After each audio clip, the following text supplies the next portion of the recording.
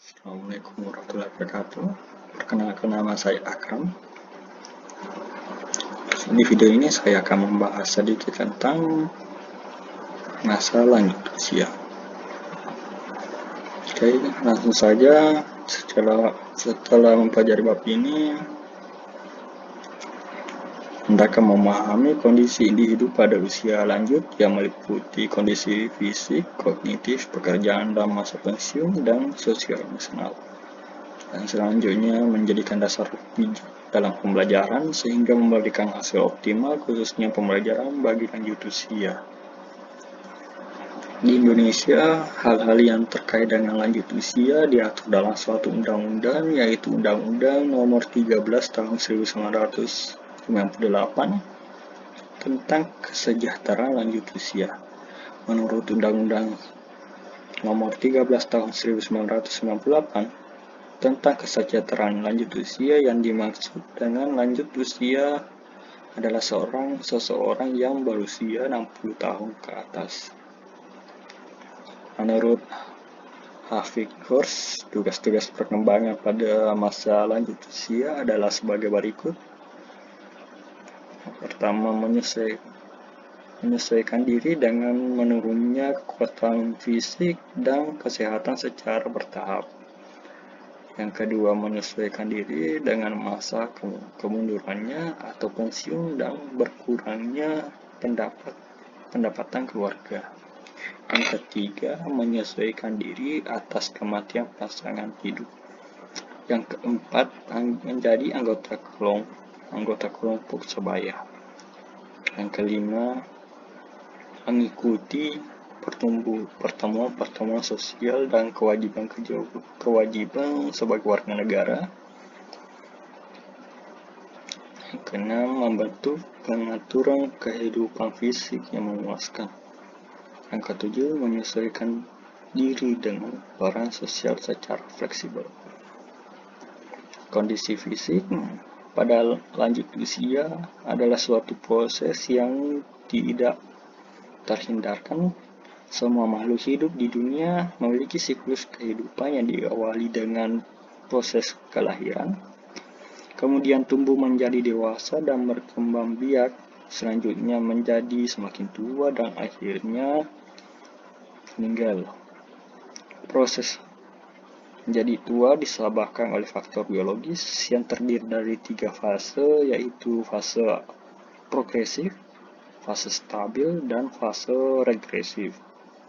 Dalam fase regresif, mekanisme lebih ke arah kemunduran yang dialami ke dalam sel. Komponen terkecil dari tubuh manusia. Departemen Kesehatan RI 1998 menyatakan bahwa menjadi tua ditandai dengan kemunduran biologis yang terlihat dari gejala kemunduran fisik, antara lain kulit mulai mengendur dan pada wajah timbul keriput serta garis-garis yang menetap. Rambut mulai berubah jadi putih, gigi mulai tanggal, penglihatan dan pendengaran mulai berkurang, mulai lelah, gerakan menjadi lambat dan kurang lincah, keterampilan tubuh menghilang, terjadi timbunan lemak terutama bagian perut dan pinggul. Fungsi kognitif, menurunnya respon neurologis berpengaruh pada menurunnya kemampuan belajar dan mengingat, pendapat atau stereotip yang berkembang di masyarakat, dan perlu diuji kebenaran menyatakan bahwa kemampuan kognitif yang berupa belajar, mengingat, dan kecerdasan akan menurun bersamaan dengan meningkatnya umur seseorang. Fungsi fisik dan kognitif sangat berpengaruh pada kondisi psikososial yang nampak dari kondisi emosional dan kemampuan hidup secara mandiri. Olahraga dapat meningkatkan kondisi mental dan moral. Bukti yang cukup jelas, meski sifatnya relatif, menyatakan bahwa dengan meningkatnya usia, individu cenderung meningkat penurunan responnya. Terjadi penurunan secara berangsur-angsur sepanjang rentang hidup yang muncul dalam berbagai macam gejala seperti menyelesaikan tugas dengan cepat. Tugas menuntut kecepatan memang mengalami penurunan, tetapi mungkin tidak jika individu memiliki waktu yang cukup longgar untuk menyelesaikan tugas-tugas. Untuk tugas yang menuntut respon relatif sederhana, seperti misalnya menekan tombol, memilih dan memilah barang, dan sebagainya, mungkin penurunannya tidak secepat pada tugas yang lebih kompleks. Departemen Kesehatan Republik Indonesia 1998 menyatakan bahwa menjadi tua ditandai kemunduran kognitif antara lain mudah lupa, ingatan tidak berfungsi dengan baik, ingatan kepada hal-hal pada masa muda lebih baik daripada hal-hal yang baru terjadi. Yang pertama dilupakan adalah nama-nama.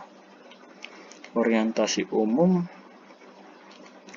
dan represi terhadap waktu dan ruang atau tempat mundur karena daya ingat sudah mundur dan juga karena penglihatan biasanya sudah mundur. Meskipun telah mempunyai banyak pengalaman, skor yang dicapai dalam tes inteligensi menjadi lebih rendah dan tidak mudah menerima hal-hal atau ide-ide baru. Pekerjaan dan masa pensiun. Bekerja merupakan bagian fundamental bagi kehidupan. Bagi hampir semua orang dewasa, baik pria maupun wanita, yang memberikan kebahagiaan dan kepuasan. Suatu kenyataan bahwa dirinya mampu mendapatkan penghasilan menunjukkan bahwa dirinya merupakan manusia yang berguna dan bukan menjadi beban bagi orang lain. Bekerja menimbulkan rasa percaya diri dan harga diri serta rasa puas.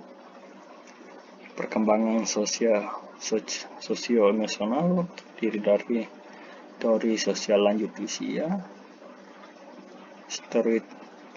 stereotip lanjut usia, keluarga dan hubungan sosial, perkembangan kepribadian, kepuasan hidup, dan lanjut usia berhasil. Yang pertama, teori sosial lanjut usia. Lafrancois 1984 menyatakan bahwa pada dasar ada dua teori yang menerangkan hubungan antara umur manusia dengan kegiatannya. Teori yang pertama adalah teori disagreement. Teori ini berpendapat bahwa semakin tinggi usia manusia yang akan diikuti secara berangsur-angsur oleh semakin mundurnya interaksi sosial, fisik, dan emosi dengan kehidupan dunia. Kedua, teori activity. Teori ini bertolak belakang dengan teori yang pertama yang menyatakan bahwa semakin tua seseorang akan semakin memelihara hubungan sosial, fisik maupun emosionalnya. Kepuasan hidup orang tua sangat bergantung pada kelangsungan keterlibatannya pada berbagai kegiatan. Yang kedua, stereotip lanjut usia. Di Jepang, lanjut usia adalah suatu tanda status. Sebaliknya, di semua negara barat memandang bahwa bertanya umur seseorang kurang pada tempatnya.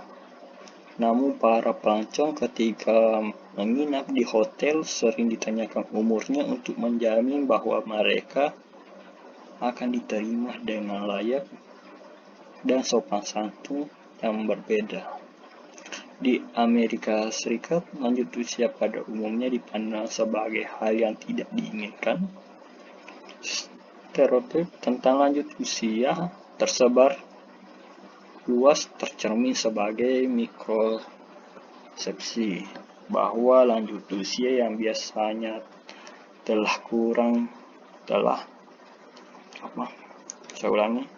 bahwa lanjut usia biasanya lelah, kurang koordinasi, dan cenderung kepada infeksi dan kecelakaan. Yang sebagian besar dari mereka tinggal di suatu lembaga di mana mereka tidak dapat mengingat atau belajar bahwa mereka tidak berminat pada kegiatan seksual, bahwa mereka terisolasi dari orang lain, bahwa mereka tidak menggunakan waktunya secara produktif, dan bahwa mereka kasihan dan sakit-sakitan. Stereotip yang negatif ini merugikan bagi eksistensi lanjut usia. Ketiga, lanjut usia dan hubungan sosial. Pola kehidupan keluarga mengalami perubahan seiring meningkatnya usia seseorang. Pensiun yang berarti berkurangnya pendapatan, kematian pasangan baik istri maupun suami, keduanya mempengaruhi kehidupan dalam keluarga. Semua perubahan menuntut penyesuaian. Penyesuaian dalam keluarga yang dianggap penting dalam keluarga menurut Harlock adalah yang pertama, hubungan dengan pasangan hidupnya. Kedua, perubahan perilaku seksual. Yang ketiga, hubungan dengan anak. Yang keempat, ketergantungan orang tua. Serta yang kelima, hubungan dengan para cucu. Yang keempat, perkembangan kepribadian, kepuasan hidup, dan lanjut usia berhasil. Menurut Erikson, kepribadian ditentukan oleh kematangan dari dalam dan tuntutan dari luar. Tuntutan luar dari masyarakat. Membicarakan lanjut usia tidak lepas dari membicarakan tentang kepuasan hidupnya. Konsep kepuasan hidup menurut Newgarten, Havekhorst, dan Tobin didefinisikan dengan 5 ciri utama, yaitu yang pertama, semangat, yaitu memiliki energi berpartisipasi dalam berbagai wilayah kehidupan, suka mengerjakan sesuatu, dan antusias. Yang kedua, resolusi dan keteguhan, yaitu menerima tanggung jawab sebagai milik kehidupan pribadinya. Yang ketiga, kongruens, yaitu keselarasan antara keinginan dan tujuan yang dicapai. Perasaan bahwa suatu telah diselesaikan seperti yang diinginkan. Yang keempat, konsep diri positif, yaitu berpikir tentang sebagai seseorang yang berharga. Yang terakhir, yang kelima, suasana hati, yaitu menunjukkan kebahagiaan, optimis, dan senang hidup. Lanjut usia berhasil. Lanjut usia berhasil diartikan dari bahasa Inggris, yaitu successful aging atau optimal aging. Banyak kriteria yang diusulkan untuk dikatakan sebagai lanjut usia berhasil dari berbagai kriteria, seperti misalnya fungsi jantung, kemampuan kognitif, kesehatan mental, yang semuanya tercermin dari kondisi akhir lanjut usia. Yang lain menyebutkan kriteria itu dari produktivitas, kondisi ekonomik yang memiliki arti penting bagi kondisi kesehatannya. Kadang ada juga yang melihat dari pandangan dari panjangnya umur sebagai tanda kesehatan fisik dan mental seseorang. Ada 4 faktor yang diduga menjadi prediktor yang baik bagi umur panjang seseorang, yaitu yang pertama mobilitas fisik, maksudnya orang yang aktif cenderung berumur panjang. Yang kedua, pendidikan, orang yang dengan pendidikan yang lebih tinggi cenderung lebih panjang umurnya daripada pendidikan yang lebih rendah. Pekerjaan, secara profesional atau orang dengan pekerjaan yang hanya membutuhkan aktivitas fisik relatif lebih kecil cenderung berumur panjang. Aktivitas orang yang aktif bekerja lebih panjang umurnya daripada orang yang menganggur atau pensiun. Implikasinya dalam pendidikan, dari segi teknik pelaksanaan bersumber dari hasil penelitian tentang belajar dan ingatan pada lanjut usia. Renner dan Fuchs mengusulkan beberapa hal sebagai berikut. Yang pertama, pentahapan. Yang kedua, motivasi dan kecemasan. 3, lelah. Keempat, kesulitan. Kelima, kesalahan. Dan keenam, praktek. Ketujuh, umpan balik. Yang kedelapan, materi yang disajikan untuk mengimbangi atau sesuai dengan problem indera yang dihadapi oleh lanjut usia. Yang selanjutnya, organisasi, serta terakhir, relevansi dan pengalaman. Terima kasih telah melihat video sampai sekarang. Assalamualaikum warahmatullahi wabarakatuh.